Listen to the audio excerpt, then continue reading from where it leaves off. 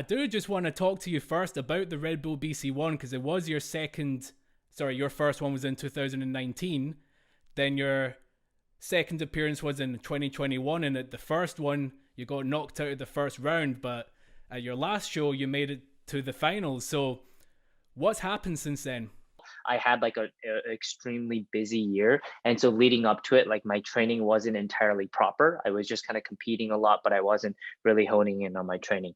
Um, and to be completely honest, 2019, like BC1 to me personally is one of the worst performances I've had on a big stage. And so I'm not like super proud of that performance, but I think it was an extremely important learning lesson for me. And it kind of changed my breaking after that in terms of not putting so much pressure on one event ever and just enjoying the journey. As cheesy as that sounds, like I don't put any pressure on one set event anymore because of that. Because I realized putting so much pressure on this one moment really could take away from my performance more than anything. And so after BC1 2019, like a few months after, I was kind of like lost because I felt like this was the pinnacle of what I like. This was a dream, and I performed so poorly that I was kind of in a low state for a few months. And then honestly, it kind of worked out for me personally with the pandemic, just having that time where there was no events and that I had to kind of relearn to train and relearn to do this completely for the love of it as opposed to competing. And not that I didn't stop loving it, it's just the fact that like when you're on constantly competing, which I did in 2019 especially, it's just like you're always thinking about the next event. Okay, I have to get ready, I have to just practice my moves. Whereas the way I like to dance just in general is just to go to practice and just enjoy it and create and do that. And so I really got to do that for the last 2 years before this BC1 in 2021. And because of that, I really got to develop my style further. I got to train more. I got to work on the things I really wanted to work on, and I got to just love the dance again. Basically, I got to fall in love with it again.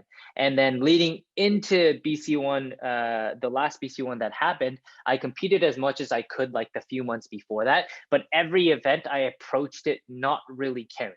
And I mean that in the sense that, like, when I go, of course, I'm going to try to win and I want to win. That's not what I'm saying. What I'm saying is I train up until that point as hard as I can. And when I get to that day of the event, it doesn't matter.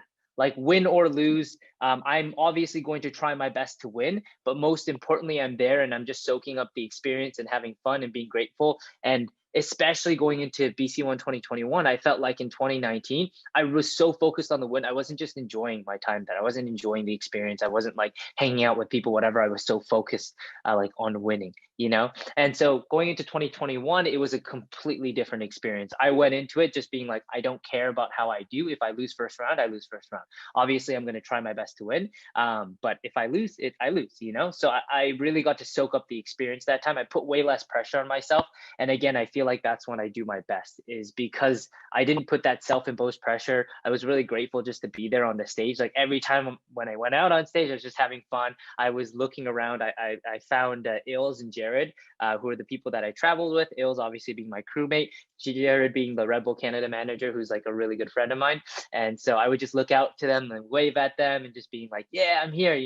So I feel like I approached it much more authentically in 2021. And I think that really translated into my performance.